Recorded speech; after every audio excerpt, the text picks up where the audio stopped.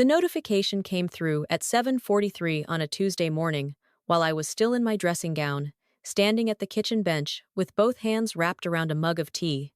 My phone buzzed once against the timber. I glanced down out of habit. A booking confirmation from Ridgeline Events Management, the company that handles the venue side of my investment portfolio. New reservation, full weekend hire. The Glasshouse at Tamaki Ridge. I set my mug down. The name on the booking was my sister-in-law's. I stood there for a moment reading it twice, the way you do when your brain knows what the words say but needs an extra second to accept it. Diane Ashworth. Corporate Christmas function, Friday the 19th of December. Deposit paid in full. 3 days after, she'd sent the message that was still sitting unread in my family group chat. I picked up my phone and opened the chat. 62 unread messages. I'd been avoiding it since the weekend, when I'd seen the first few come through and felt that familiar tightening in my chest that I'd spent the better part of my adult life trying to talk myself out of. I scrolled up to where it started. It was my mother-in-law, Beverly, who had kicked it off. Just confirming the Christmas Eve dinner is at ours this year, starting at 6. Roast lamb, the usual. Everyone to bring a plate. Then my husband's older brother, Callum, will be there. Diane's bringing her famous trifle. Then various cousins and aunties adding their names, their dishes, their plus ones. And then, buried about a third of the way down, a message from Diane that she'd sent to the full group, all 37 members, including me. Just a note, the work due is the Friday before, at a venue in the city. It's a professional crowd, and I want the night to go smoothly. Zara, I think it's probably best if you sit this one out. You'd find it a bit dull anyway, I'm sure. Followed 15 minutes later, by, no offense meant, it's just not really your scene. And then, the part that had made me put my phone face down on the couch and leave the room. 11 people had responded. Not to push back. Not to say anything to defend me, just to keep the conversation moving. Sounds like a great night, Diane. Can't wait. What should we wear? My husband, Finn, had sent me a private message at some point overnight. Babe, I'm sorry. I'll talk to her. I hadn't replied to that either. I looked back at the booking confirmation on my screen. The Glasshouse at Tamaki Ridge. Friday the 19th of December. Diane Ashworth, 140 guests. I took a long, slow breath. Then I opened my contacts and called my property manager. His name was Joel, and he'd been managing the events side of Tamaki Ridge for the 2 years since I'd bought into the property. He picked up on the second ring, professional as always. Zara, morning. You've seen the booking. I have, I said. Tell me about it. He pulled it up while I waited, the sound of keyboard clicks coming through the line. Corporate Christmas function. Came through yesterday afternoon via the standard inquiry form. Full venue hire. The Glasshouse and the Terrace. Catering through our preferred list. She's already paid the deposit $2,000, non-refundable under standard terms. Did she speak to you directly? Briefly. She called to confirm the deposit had gone through. Seemed very particular about the terrace lighting and asked whether we could accommodate a live band. I said yes to both. A pause. Should I be concerned? Not yet, I said. I just want to understand the booking before I decide anything. Of course. Is there a conflict of interest I should know about? I looked out my kitchen window at the harbor. It was one of those Wellington mornings that almost makes you forgive the wind. Pale gold light coming off the water. A container ship sitting still on the horizon. The person who made the booking, I said carefully, is my husband's brother's wife. Joel was quiet for a moment. Right. She doesn't know I own the venue. Another pause. Does she know you have any connection to it at all? No. As far as Diane is concerned, I'm the girl Finn married who works in something vague to do with finance. She's never asked a follow-up question. He didn't say anything for a moment. I appreciated that about Joel. He was good at reading when to wait. I haven't decided what I'm going to do, I told him. I just needed to see the full picture. Can you send me the booking form she filled in? Already in your inbox. I should tell you something about Diane and about how things had been between us, because none of this makes sense without that context. I married Finn Ashworth when I was 26 and he was 28. We'd been together for 3 years by then, and I knew exactly what I was walking into: a large, loud, closely bonded family from Hawke's Bay who had very clear ideas about how things should be done and a particular fondness for doing them together. Sunday lunches, school holiday gatherings, group chats that never went quiet. I'd grown up with just my mum and my younger brother in a small flat in Newtown, so the size of it had taken some getting used to. But I'd genuinely tried. Right from the beginning. I'd shown up to every dinner. I'd learned which uncle couldn't eat gluten, and which cousin was going through a hard time, and what Beverly's favorite wine was, so I could bring it without being asked. Diane had been cool toward me from the start. Not rude exactly, just appraising. Like I was a candidate being assessed for a position that hadn't been properly advertised, and she hadn't finished reviewing my application. She was 41 to my 29 when we first met. She'd married Callum 8 years earlier, had 2 kids in private school, ran a tight household and a tighter social calendar, and had a job in corporate communications that she referenced often in conversation, in ways that made clear she considered it important. She was one of those women who had decided, very early, exactly what her life should look like, and had then arranged everything around that picture. I didn't fit the picture. I was too young. My background was too modest.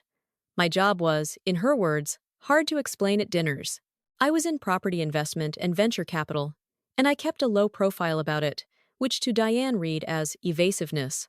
Once, at a family barbecue, about a year into my marriage, she'd cornered me near the drinks table and said, in a perfectly pleasant voice, "Finn tells me you've bought a property? Investment, is it?" And when I said yes, she'd smiled and said, "Good for you. It's smart to start building something while you're young." The implication being that I was building something small, that I was at the beginning of a journey she'd already completed. I hadn't corrected her. I'm not sure I can explain, even now, exactly why I never talked about what I'd actually built. Part of it was that I genuinely didn't like talking about money. I'd grown up without much of it, and there was something that felt tasteless about leading with it.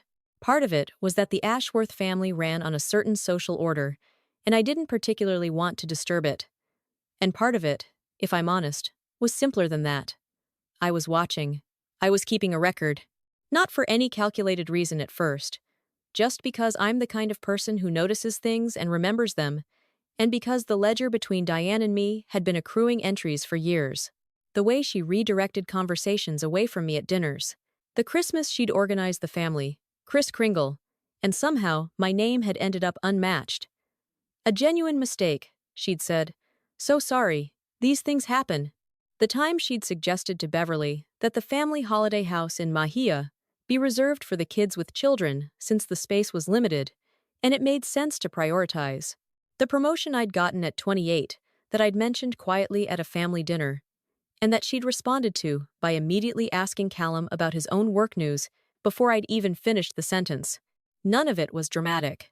None of it was the kind of thing you could take to someone and say, look at this is deliberate. It was the kind of behavior that accumulates over years, quietly, like sediment. And it had a name. A few months ago, I'd read something about it, the way certain people within a family system maintain their position, by managing the perceived status of others, usually the ones who threaten the existing order. The author had called it a ghost ledger, an invisible accounting of slights and diminishments that the person keeping it never acknowledges, and the person receiving them is never supposed to notice. I'd thought about that phrase for a long time after I read it. The message Diane had sent to the group chat, "I think it's probably best if you sit this one out," was the most recent entry. It was also the most visible one. The first time she'd said the quiet part out loud, in writing, to 37 people, without embarrassment, because she'd never had any reason to feel embarrassed. I had never given her one. Until now. I spent the next 2 days not doing very much at all, outwardly. I went to work. I came home. I had dinner with Finn, who was being careful around me in the way he got when he knew something was wrong, but also knew better than to push. He tried to raise the group chat message once, and I'd told him, gently, that I needed to think before I said anything. He'd accepted that. He was good at accepting that. What I was actually doing, in the hours when I was quiet and appeared to be reading or just sitting, was reviewing the terms. When I'd acquired my stake in Tamaki Ridge 18 months ago, I'd been thorough, more thorough than people expected me to be, which was one of the things that had made me good at what I did. I'd gone through every clause in the venue management agreement with my solicitor, a woman named Harriet, who had the very useful quality of enjoying fine print. Among the standard provisions, cancellation windows, liability clauses, noise ordinances, there was one I'd flagged and had Harriet clarify. The owner's right of event approval. It wasn't unusual in high-end venues. The idea was to protect the property's brand. The owner retained the right to decline or revoke any booking that, in their reasonable assessment, posed a reputational or relational conflict. It was mostly intended for situations involving competing businesses or legal disputes, but the language was broad. Any booking that, in the reasonable judgment of the property owner, conflicts with the owner's interests or the values of the establishment. I'd asked Harriet at the time what the practical limits of that clause were. She'd said, "As long as you're not declining on discriminatory grounds, it's fairly wide. You'd need a stated reason. But the bar isn't high." I'd nodded and moved on to the next clause. I hadn't been thinking about Diane Ashworth. I hadn't even met Joel yet, but I remembered it now. On the Thursday, 6 days before the event, and the day after I'd gotten the full booking documents from Joel, I called Harriet. "I have a situation," I said. She listened without interrupting, which was another quality I valued in her. When I'd finished, she was quiet for a moment, and then said, "And you want to know if you can invoke the approval clause. I want to know what invoking it would look like. You'd need to give written notice to the booking party, through the venue's management company. The reason has to be documented. Non-discriminatory. Personal conflict of interest is generally considered valid grounds. There's a line of case precedent on that, mostly in hospitality contexts. You'd forfeit the right to retain the deposit under the standard terms, but I could draft a variation that, 'I'm not keeping her deposit,' I said. 'That's not what this is about.'" A pause. "All right, then yes, you can do it. It would be clean. I'd recommend written notice, formal letterhead, through Joel's office, rather than directly from you personally. Would my name appear on the notice? As owner? Yes, it would." I thought about that. Outside my office window, Wellington was doing its afternoon thing, the harbor going silver, the wind picking up off the strait. "Good," I said. "I want it to." I told Finn that evening. We were in the kitchen, the remnants of dinner still on the bench, and I sat him down and I told him everything, not just about the booking, but about the clause, and what I'd decided, and why. I told him about the ledger, too. I didn't use that word, but I walked him through it. The Kris Kringle, the Mahia house, the dinner where he'd been redirected mid-sentence. I told him about the group chat message and the 11 people who hadn't said a word. He sat very still while I talked. He was good at sitting still. When I finished, he said, "I knew some of this." "I know you did. I didn't know how much of it you'd been holding." "I know that too." He looked at the table for a while. Then he said, "Do you want me to be okay with this?" "I want you to be honest with me." He was quiet for another moment. Then, "She said that to you. In a group chat with my whole family in it. And nobody said anything." "No. I didn't say anything either. You sent me a private message. That's not the same thing." "No," I agreed. "It isn't." He looked up at me then. His face had that quality. It sometimes got something working through behind his eyes, a recalibration happening in real time. "Do whatever you think is right," he said, "and I'll back you. Whatever comes after." I reached across the table and put my hand over his. That's all I needed. The notice went out on the Friday morning. Joel sent it through his office on formal venue letterhead, addressed to Diane Ashworth and marked urgent. I'd written the text myself, and Harriet had reviewed it. "Dear Miss Ashworth, we write regarding your booking confirmation for the Glasshouse at Tamaki Ridge, Friday, 19 December. Reference number TR 4471. Please be advised that following a review of the booking by the property owner, it has been determined that a conflict of interest exists that prevents this booking from proceeding. This decision is made under Clause 14.3 of the Venue Hire Agreement, which reserves the right of the property owner to decline any booking that conflicts with the owner's interests. As owner of the property, Miss Zara Ashworth has instructed that your deposit be returned in full. A refund will be processed within 3-5 business days. We regret any inconvenience this causes and encourage you to seek an alternative venue for your event. Yours sincerely, Joel Tane, Ridgeline Events Management. On behalf of Miss Zara Ashworth owner, Tamaki Ridge. I asked Joel to send it at 9 in the morning, when I knew Diane would be at her desk. I was in a meeting when my phone started going. I'd put it face up on the table out of habit, which I immediately regretted. 3 missed calls from a number I didn't recognize. Probably Diane's work line, I thought. 2 from Callum, 1 from Beverly. And the group chat, which had been dormant all week, suddenly alive again. Messages coming through in rapid succession. I silenced my phone, apologized to the 2 colleagues I was meeting with, and finished the meeting. Afterwards, in the corridor, I stood and looked at my phone for a long moment. Then I called Finn. "She rang you?" he said, before I could speak. "She rang me 4 times from a number I don't have saved. I'm guessing it's her office." "She rang me too. And Mom."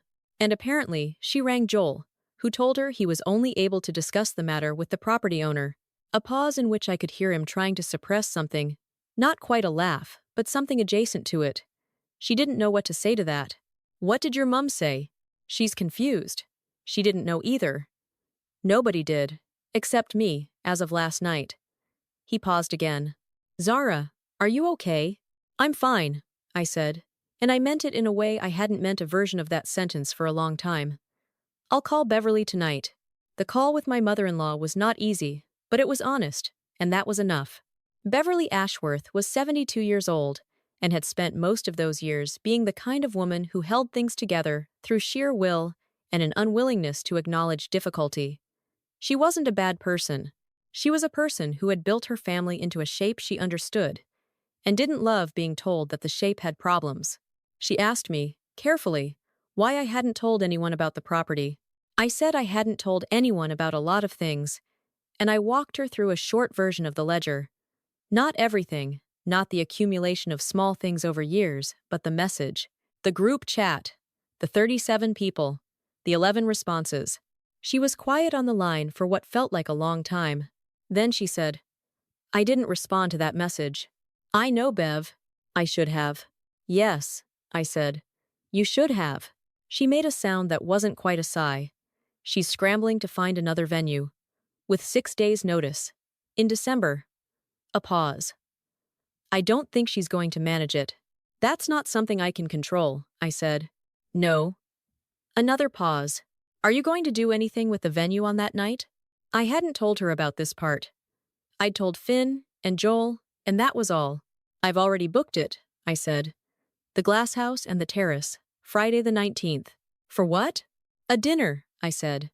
"For the people who've been in my corner. My brother Jamie and his wife. A few friends from work. My old mentor from when I first started in property. Some people from the community trust I sit on." I paused. "You and your sister Marion, if you'd like to come." Beverly was quiet again. "Finn will be there," I added. "I'd like you to be too." When she spoke again, her voice was different. Something in it that had been held had let go.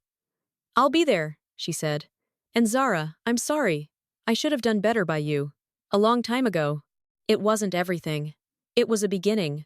The dinner was on a Friday night in the middle of December, and Wellington put on the kind of evening it reserves for occasions that deserve it. The sun came down slow over the Remutaka Range and left the sky above the harbor in long amber and rose, and by the time the first guests arrived, the glass house was lit with the warm, low glow that the venue's designer had clearly spent a lot of thought on, the kind of light that makes everyone look like the best version of themselves. There were 31 people at the table.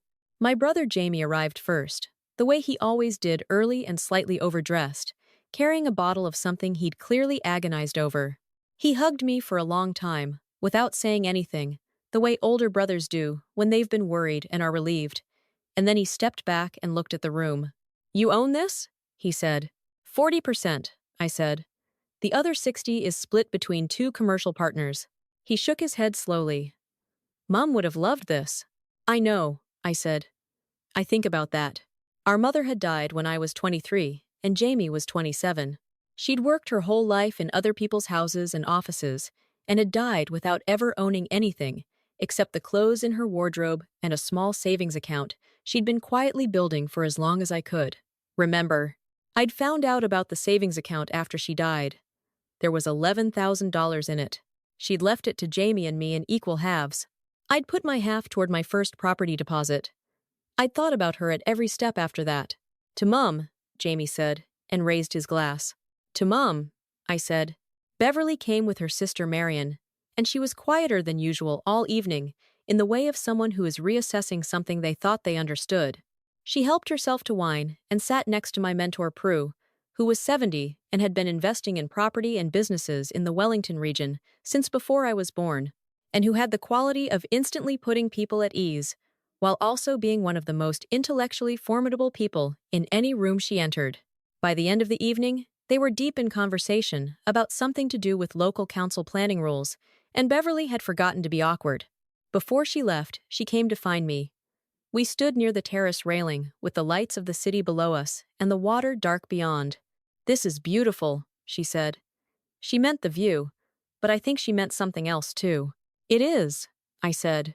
"Callum is having a very hard conversation with Diane tonight," she said. "I don't know what comes from it, but I wanted you to know it's happening." "I appreciate that."